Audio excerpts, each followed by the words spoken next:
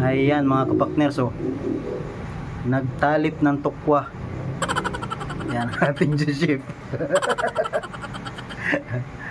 Okay, may bagong recipe na naman, tinatalipan yung tukwa. Yan nga ni ang masarap, bakit yun ang iyong tatanggalin? Ako'y nasasarapan sa balat ng tukwa. Balat? Yan, may kandila pare. May kandilang pula doon sa tabi. May orasyon yun. Ano ito? Salad? Hindi. Ano yan? Ano yan? Ice cream. Ano siya, yung fish cake. Ginawang ice cream, oh. Yan. Nilagay sa ba? May tabo.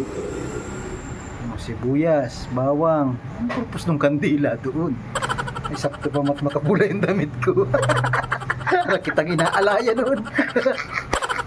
Ayan na. Nagmukha ng baling mo yan. Tingnan. Hindi. At ba't doon inayubak yun? Yun. Uy, at tanggalin din. Wala ka purpose. Purpose yun. Tinanggal din. Wala, ihahalo lang at saka yuyubakin mo.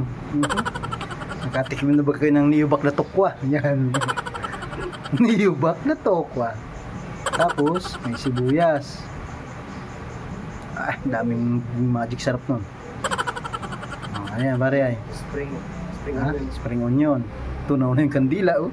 Hindi pa rin luto. Ang tagal magluto. Ay, may bagong biya ka ng itlog, oh. Ay, para humiwala yung ano. Yung palaman. Yan. Oh. Nilamas. Wala din.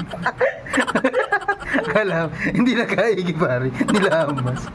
Hindi anyo, pwede anyo yun. At yung kandila nilagay na rin sa baso. Ni-steam naman yung tukwa. Ano nga nangyari dyan sa tukwa na yan?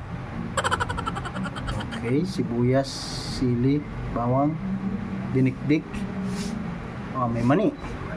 Gusto talaga yung mahahalang. May tubig. May tubig.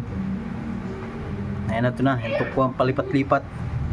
Iniwa na naman. Masarap pa. Ha? Masarap. Iniwa. Pinaluplas. Ay, ngayon tayo makakatikim ng lumpiang tokwa. Lumpiang tokwa. Ano? Turon? Uy, turon na lumpia. Oo, mapamasarap yan.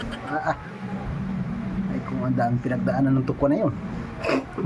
Ginili. Ang daming pusiso yan. Ay, luto na.